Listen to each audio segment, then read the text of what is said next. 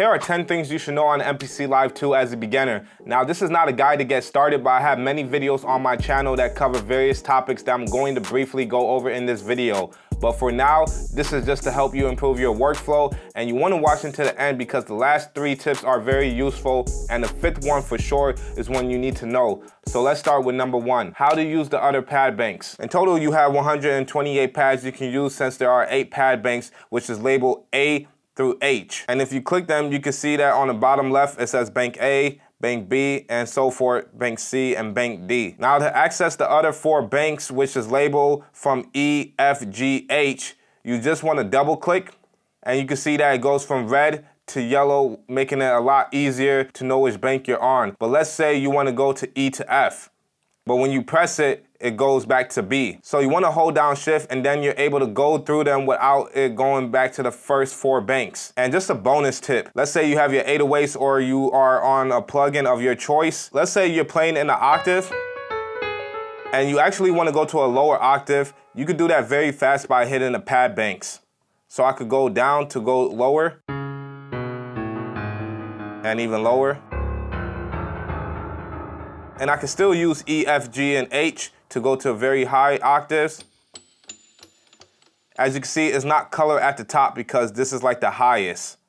So if I was to go to F, it's not gonna really make a difference. 2, how to change pad colors. Now this is for the producers that like to stay organized, and it can be useful at times when you're working with many samples. So you wanna go down to your program and click the pencil tool, then go to pad color. Now classic velocity just means the default color when you hit a pad and it turns red. Now if I scroll to the right, you have fixed colors. Now fixed colors just means that program is always gonna be this color, regardless if you hit it or not. So if I go back to main, you can see that it's green, and this way you can have your chops to be one color. So we could just go back to our chops and we could just make our chops in purple, and then you can see that. And then we go back to our drums and that's in green. So this is a great way for organizing different programs. Now let's say you want to actually do separate colors for like your kicks and your snares, and then your hi-hats and your percussive elements, one color.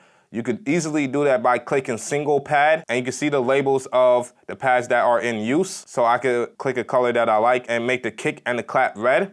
And then I could go to yellow to make the percussive elements yellow. And then if I go back to main, you can see that it's like that. So it makes it a lot easier on your eyes to know where you're playing, especially if you're finger drumming. And let's say you don't like the colors and that does throw you off. Just scroll all the way to the left and you can just turn the colors off. 3, how to load 808s. So I have a full video going in depth about how to use 808s on the MPC, and I'll leave a link in the description. But for now, I'll just show you how to set it up. So of course, you can load it to be a part of your drum program, but if you want more control, most likely you're gonna be playing with the key groups, which is the piano icon right here. So then we can look and find the 808 that we like. Now notice when I hit the pad, it turns green. So anytime it's green, that means when you press load, it will go to all the 16 pads automatically. Now, if it's not green and I just load it, what happens is if you go back to main and you try to play it and you hear nothing, it's because you didn't assign it to a pad. So you want to go back to shift menu, and then where it says browse, go to sample assign. So then all the samples that you load up will go to the sample pool, which is right here. But you're not done yet. You want to go to menu pad 14 and you want to switch it from note on to one shot, because when you have it on note on, this is what happens. So you probably got to this point with your 808 where you load it and it just keeps cutting off. Now, it's not that something is wrong. You could actually just hold it down and it will play the whole 808. But that's the thing, you're gonna have to hold it down. And this could be useful if you're messing with longer 808s or subs, so you can have different parts where it plays the whole duration or just a little part of it, and that can create some dynamic in your beats. But for normal 808s, it's best to keep it on one shot, so when you hit the whole thing, it plays the whole duration. And the last thing you want to do is go to your global settings and switch from polyphonic to mono. It says 16, that is still poly. It just means that you can play 16 pads at once and they all play. And you can hear that it sounds like a mess because you're not going to really ever play it like that. So you really want to just go all the way down to mono. Now, only one note will play, even if I'm hitting 10 pads at a time. And then you could go shift 16 levels, and if it's not on note, just put it on note, and then you can put it to the key of your beat. So let's say your beat is in C minor, you could just easily go to C natural minor. And again, I have an in-depth video on 808s and pad perform as well. Link is in the description. 4, how to find the key of your one-shots. So while we're still on the 808, some of you may find when you go to pad perform and put in the right key that your 808 still won't sync up. In this case, I'm using the Unison drum kit. So most of the 808s are in C, making it a lot easier to load and have many 808s to choose from. But they do have bass one-shots that are in different key. So I can just type in bass. And as you can see, the basses are in different keys. So I could just load one. Let's just load this. Shift sample edit. Then you want to click the arrow to the far right bottom corner. And then you see it goes to the next page. And right here, it shows the key of your sample as it's been labeled in the kit is G sharp right there. Now, you know this is right because if I was to change this to anything else and then press the tech key, you can't really see it because it's like grayed out. But when you press it, it goes to G sharp, so it does correct it. You don't have to pay attention to the scale because it's just a one shot, so it's not gonna matter as long as this in G sharp. The only thing you wanna change is your root note. You don't wanna change your key. You wanna go to your root note and change it to the exact key of your sample, and that way it will be synced with your beat. Number 5, pitch shifting. If you've been using the MPC for a few days or weeks, you may find that changing the pitch with the tune option is not ideal if you want to maintain the tempo. As you can hear, when I change the tuning, it speeds up from the original. And same if I go lower.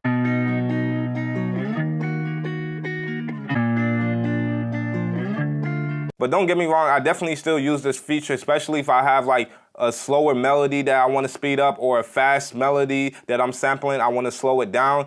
It's good for that. But if you want to maintain the tempo, all you have to do is go to process, scroll all the way to pitch shift. Now this is where you want to change it because it keeps that quality of the sound and it maintains the tempo. Now you can't really preview this how it will sound from this screen, but what you can do as a workaround is just mess with the tune knob, find a pitch that you like. So even just going up 1, it sounds decent, and then you can just put it back to 0, and then I could just go up 1 and press do it. Now, depending if you have a long loop or a sample, it may take a while, but just be patient because it's definitely worth it versus any other way to do it. And then let's hear it.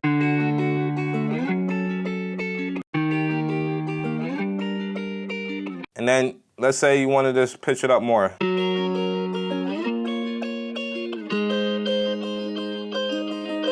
Number 6, the best way to chop drum breaks. So I have a drum break pulled up and it sounds like this. Now there's many ways you can chop this up to get, the feel that you want. All you have to do is just go tap on trim to go to your chop menu. Now you can do it manually. You can do regions or BPM, but when you go to regions or BPM, it kind of breaks it down into sections. Which is good sometimes if you just want to kind of freestyle in this way.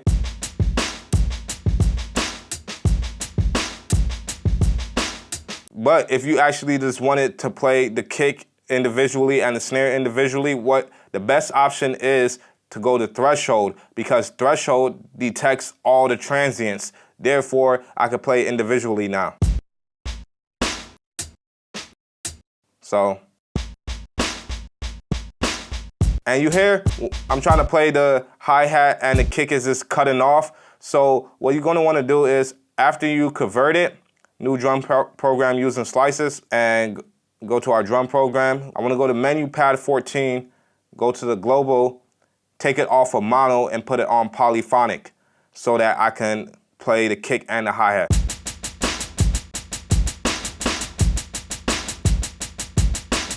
And that is a very fast way to chop it up. And you can even zoom in and you can see that it does quite a great job. Number 7, stereo imaging. At first I thought when I got to the MPC that I wouldn't have plugins like the Isotope Imager where I can control the stereo width of each frequency, which is very important to the way I mix. But you do have a plugin like that on the MPC. So I'm just gonna solo this chop and then hit this eye icon, which is a quick way to get to the mixer. Go to inserts. And then from here, I have it set up to only on manufacturer. So yours is probably gonna look something like type, but it's best to just do manufacturer and then just go to Air because Air Music Technology makes this plugin. Scroll all the way down to stereo width. So now we can just hear how the melody sounds without any changes.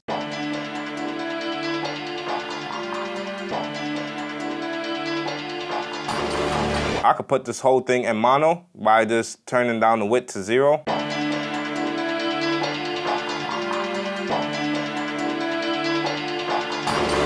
Very useful because you could just shape the sound in any way that you like. So I could even just put the lows in mono by just dropping the lows all the way to 0.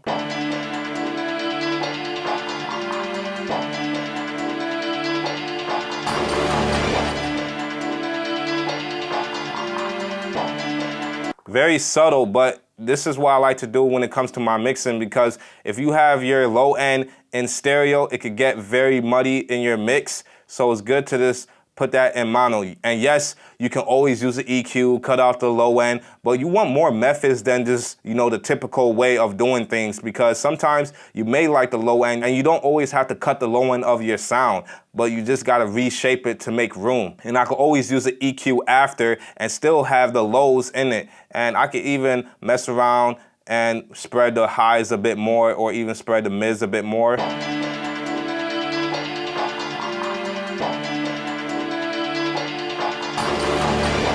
So this plugin is very essential to me and you may find it very useful to you, especially when it comes to 808s. You can put your 808s in mono, or even if you have like an 808 that has frequencies that go all the way up to the highs, you can put the highs in stereo and you can put the lows in mono. Now number 8 is very useful, how to make your drums hit hard. So when it comes to making your drums hit hard, there are many ways to do it, which I talk about in my other videos. But if you want a quick and easy way, all you gotta do is just, while you're on a program of the drums, go to menu pad 14 to go to program edit. That's a quick shortcut. Go to effects, click effects again to get to the second page. And then you can see that it says soft clipper. You just want to mess with the soft clipper. So I can hit, you know, the kick and you can hear the difference.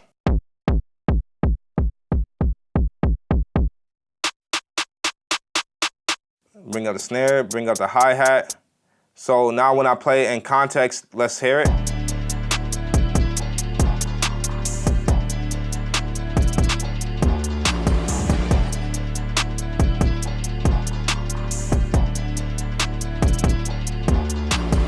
Now number 9, link slices. This is very useful when it comes to chopping up samples. So I have this sample right here. Y'all know what that sample is. Now all I have to do is just hit trim to go to the chops, and you know, I could put it on BPM chops or something like that. Now let's say you have your chops that you like, so.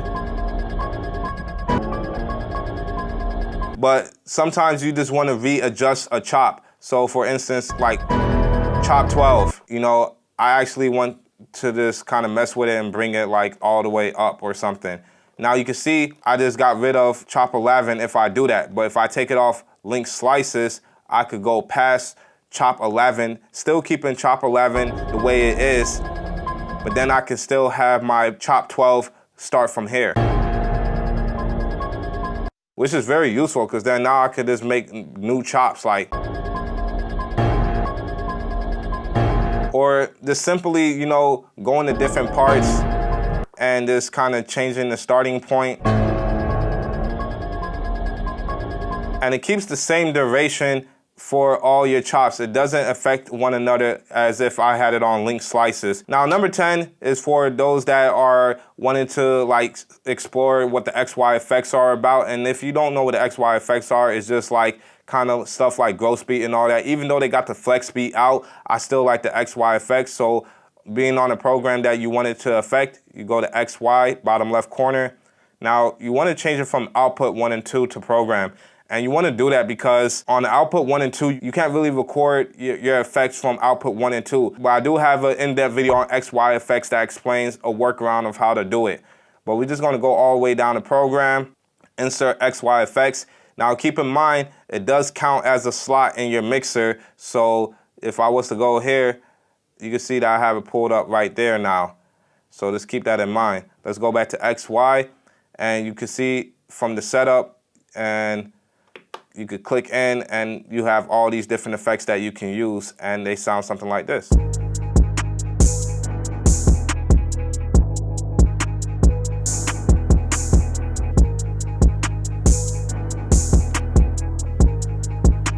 So I could go to like a low pass filter. I like the manual.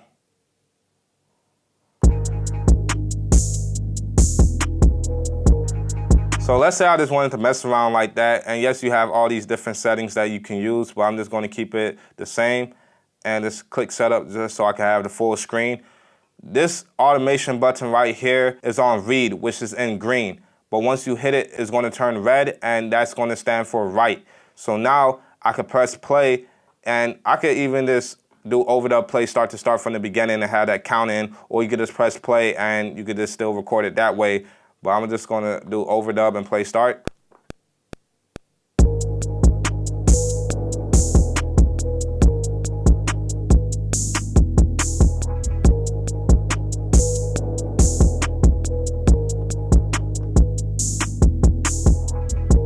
So as long as this on write, it's gonna record it. So you just wanna make sure that you take it off of write so that it doesn't affect anything else when you're making your beat later on. So that's pretty much all the tips, and I can press play again to show you that it's still there.